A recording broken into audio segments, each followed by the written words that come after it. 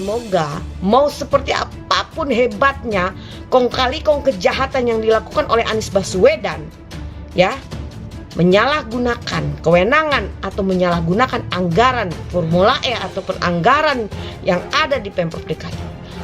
Yakin suatu hari nanti Allah Subhanahu wa Ta'ala akan menurunkan azab yang seberat-beratnya kepada Anies Baswedan CS. Yakin itu.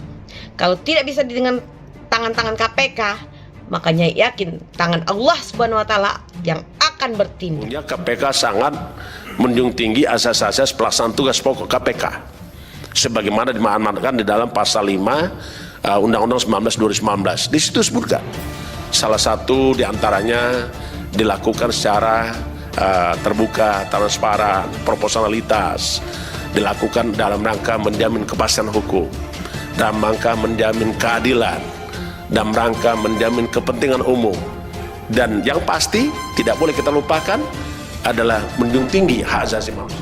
Tapi kalau memang bukti hukum bahwa Anies terlibat korupsi itu sangat kuat dan tidak ada celah, ya naikkan aja kasusnya tanpa harus peduli apa anggapan politik dan publik, karena seharusnya hukum jauh lebih kuat dari politik. Saya sih yakin Anies juga deg-degan sekarang ini terhadap temuan BPK tentang kasus Formula E ini.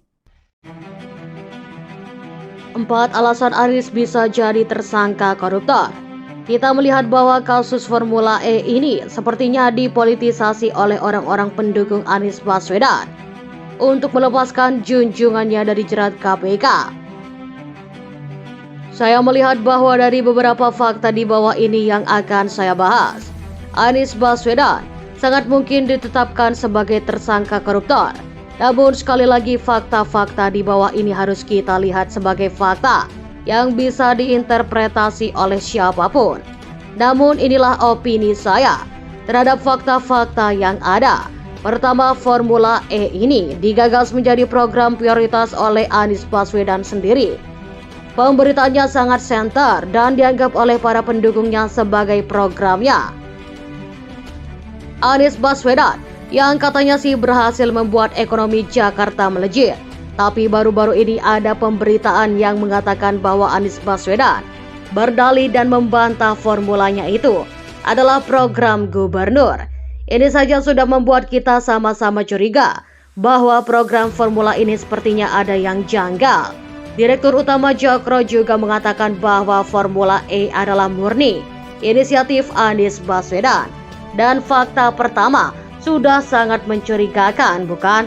Yang kedua adalah komitmen fee yang katanya sudah ditransfer ke pihak penyelenggara KPK versi DKI Jakarta yang ada berkantor.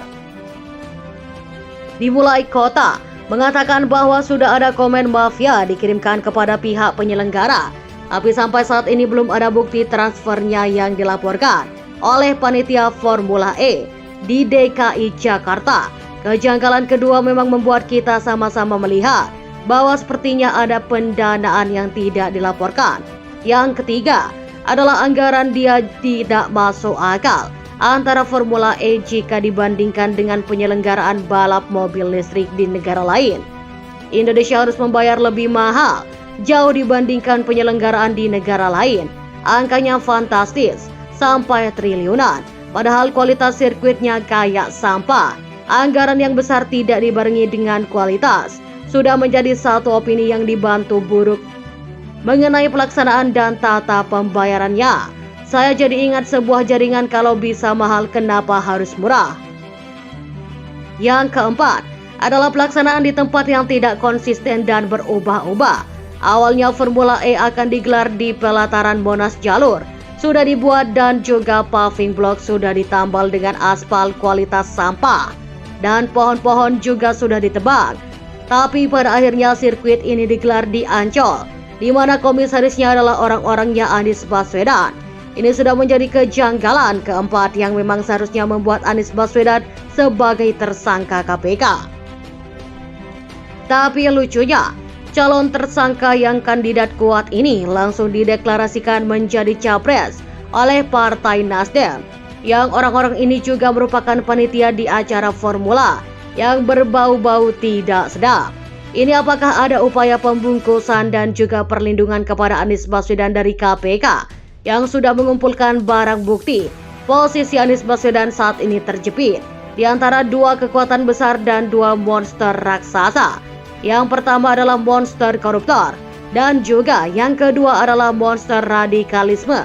Kedua hal ini tentu akan membuat Anies Baswedan semakin sulit bergerak karena memang dia dikenal sebagai tokoh yang mengendorse radikalisme, intoleransi, dan lebih jauh dari terorisme. Tidak dapat dipungkiri lagi, Anies Baswedan ini adalah orang dekatnya Rizik Syihab yang semua agama selain agamanya dihina. Pendukung Anies ini pernah mengancam mau meratakan kuil-kuil di Bali untuk agama Hindu. Pendukung Anies ini juga pernah menyegel gereja yang mendapat izin dari pemerintah secara sah. Tapi yang lebih mengerikan lagi adalah orang ini terlindungi dari jerat hukum, khususnya korupsi yang sedang mengintainya di beberapa kasus, bukan hanya Formula E. Bagaimana pendapat kalian tentang video ini? Komen di kolom komentar di bawah.